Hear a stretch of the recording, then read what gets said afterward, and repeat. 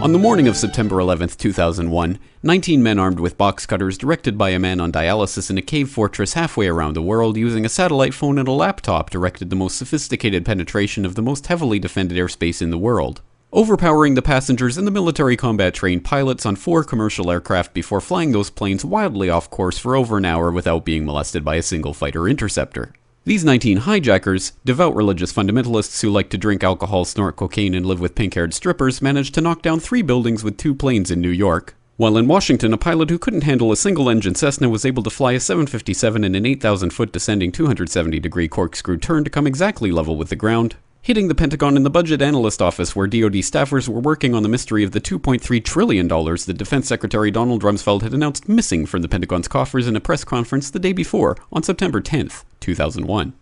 Luckily, the news anchors knew who did it within minutes. Osama bin Laden. The pundits knew within hours. Osama bin Laden.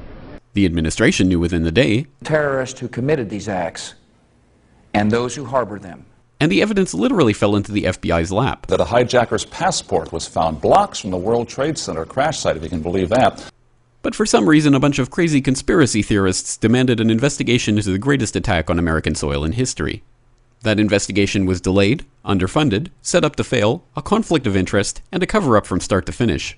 It was based on testimony extracted through torture, the records of which were destroyed.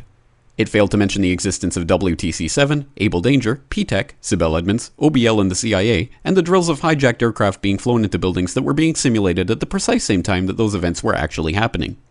It was lied to by the Pentagon, the CIA, the Bush administration, and as for Bush and Cheney, well, no one knows what they told it because they testified in secret, off the record, not under oath, and behind closed doors.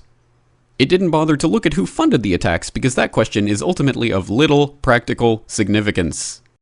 Still, the 9/11 Commission did brilliantly, answering all of the questions the public had, except most of the victims' family members' questions, and pinned blame on all the people responsible, although no one so much as lost their job, determining the attacks were failure of imagination. Because Nobody in our government, at least, and I don't think the prior government that could envision flying airplanes into buildings. Except the Pentagon, FEMA, NORAD, and the NRO. The DIA destroyed 2.5 terabytes of data on Able Danger, but that's okay because it probably wasn't important. The SEC destroyed their records on the investigation into the insider trading before the attacks, but that's okay because destroying the records of the largest investigation in SEC history is just part of routine record keeping. NIST has classified the data that they used for their model of WTC-7's collapse, but that's okay because knowing how they made their model of the collapse would jeopardize public safety. The FBI has argued that all material related to their investigation of 9/11 should be kept secret from the public, but that's okay because the FBI probably has nothing to hide. This man never existed, nor is anything he had to say worthy of your attention, and if you say otherwise, you are a paranoid conspiracy theorist and deserve to be shunned by all of humanity. Likewise him, and her, and her, and her, and him. Osama bin Laden lived in a cave fortress in the hills of Afghanistan, but somehow got away. Then he was hiding out in Tora Bora, but somehow got away.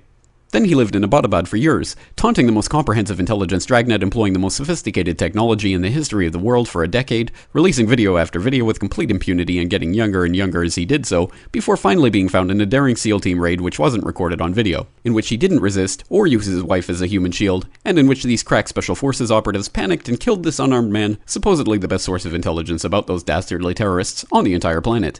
Then they dumped his body in the ocean before telling anyone about it. Then a couple dozen of that team's members died in a helicopter crash in Afghanistan.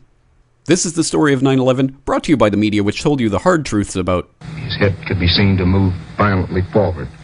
And they took the babies out of the incubators. And mobile production facilities. And the rescue of Jessica Lynch. If you have any questions about this story, you are a batshit paranoid tinfoil dog-abusing baby hater and will be reviled by everyone. If you love your country and or freedom, happiness, rainbows, rock and roll, puppy dogs, apple pie, and your grandma, you will never ever express doubts about any part of this story to anyone. Ever. This has been a public service announcement by the Friends of the FBI, CIA, NSA, DIA, SEC, MSM, White House, NIST, and the 9/11 Commission. Because ignorance is strength.